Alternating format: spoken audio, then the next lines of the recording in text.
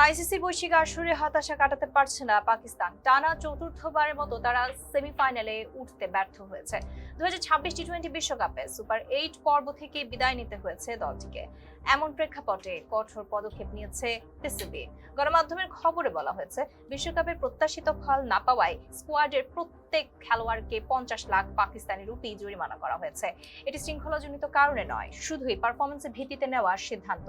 ভারতের বিপক্ষে গ্রুপ পর্বে 61 রানের হারের পরই এমন সিদ্ধান্ত হয়। তবে সেমিফাইনালে উঠতে পারলে জরিমানা প্রত্যাহারের শর্ত ছিল।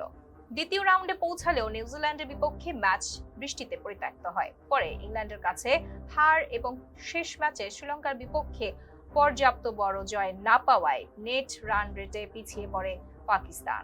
এ বিষয়ে সামা টিভিতে প্রতিক্রিয়া জানান সাবেক অধিনায়ক শহীদ আফ্রিদি।